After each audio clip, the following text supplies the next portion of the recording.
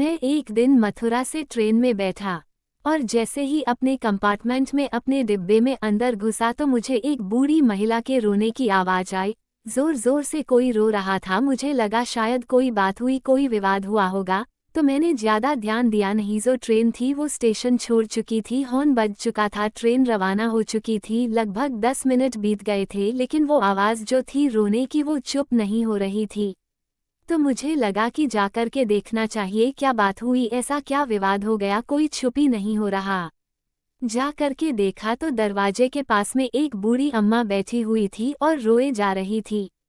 2-3 लोगों ने आकर के उनसे पूछा भी कि माँ जी क्या बात हुई, बता दो बता दो। महिला ने कोई बात ही नहीं बताई।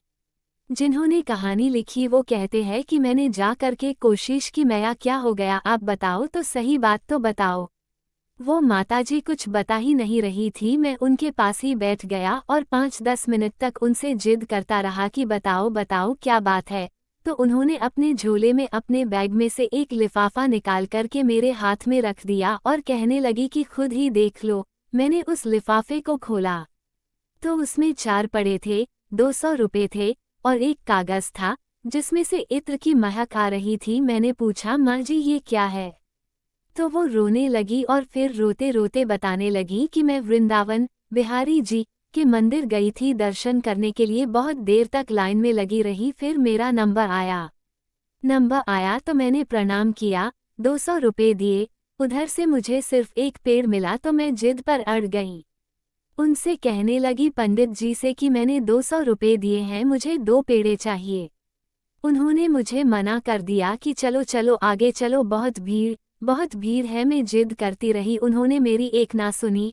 मैंने अपना पेड़ा भी वापस दे दिया और कहा रखो अपने पास, और बाहर आकर के आपने बिहारी जी को कोसने लगी। कन्हैया को कहने लगी कि क्या करते हो आप, मैं आपसे बहुत नाराज हूँ। मंदिर की सीढ़ियों पर बैठी हुई थी, तभी एक छोटा बच्चा मेरे पास में आया और मुझसे कहने लगा कि माँ जी ये लिफाफा है, संभाल के रखोगी, मैं अभी हाथ धो करके आया। मैंने वो लिफाफा अपने पास में रख लिया। वो बच्चा हाथ धोने के लिए गया उस तरफ, दिखाता जाते हुए नल की तरफ, लेकिन फिर लौटकर नहीं आया, दिखाई नहीं दिया। बहुत देर तक वहां उसके इंतजार करती रही बेटा, लेकिन वो आया नहीं। मैंने जब लिफाफा खोला तो उस लिफाफे में 200 रुपए का नोट भी मिल गया, 4 पेड़े भी मिल गए और यह कागज जिसमें से इत्र की महक आ रही है, इसे खोला तो इस पर लिखा था कितनी छोटी छोटी बातों पर मैया अपने लाला से नाराज मत हुआ करो।